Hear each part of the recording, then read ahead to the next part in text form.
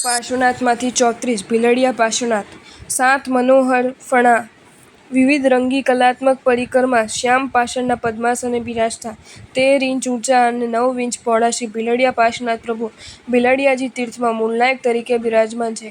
એક દંતકથા અનુસાર અહીં 12 કોષના ઘેરાવાવાળી ત્રંબાવતી નામની નગરીમાં 125 શિખરબંધ જિનાલયો હતા. કહેવાય છે કે સંવત 1352 માં અહીં 12 જૈનાચાર્ય ચાતુર્માસ બિરાજમાન હતા. સંવત 1353 માં 2 કાર્તિક માસ હતા, તેથી ચોમાસું બીજા કાર્તિક માસની પૂનમે પૂર્ણ થયા. પરંતુ તપાગસના આચાર્ય શ્રી સોમપ્રભ સૂરીએ આકાશ દર્શનથી નિકટના કાળમાં જ આ નગરને ધ્વંસ દેખ્યો. દીર્ઘદ્રષ્ટિ શ્રી આચાર્ય ભગવંતે અપવાદને આશરીને પ્રથમ કાર્તિક માસની પૂર્ણિમા ચાતુર્માસ પૂર્ણ કર્યું અને તુરંત જ વિહાર કરી ગયા. અહીંના જૈનોને પણ તે આગાહીથી ઉચાળા ભરી ગયા અને તેઓએ રાધનપુર નગર વસાવ્યું. આગાહી અનુસાર ભીલડિયાજીમાં આગમાં તારાજ થયું. સંવત 1355-56 માં બાદશાહ અલાઉદ્દીન ખિલજીના સેનાપતિ આલફ ખાને પણ ભીલડિયાને ભાંગ્યું હતું.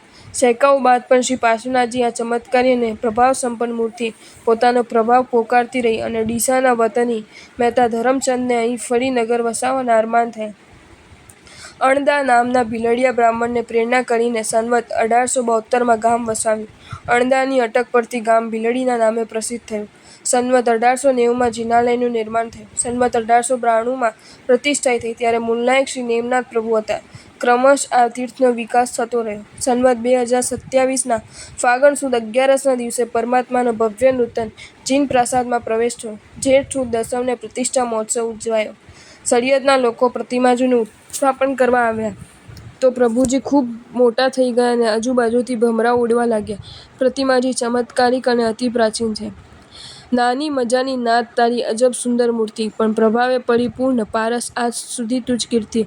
સૌ કર્મ ભિલ્લથી રક્ષજો, શ્રદ્ધા તની કરું આરતી. શ્રી ભીલડિયા પ્રભુ પાર્શ્વને ભાવે કરું હું વંદના.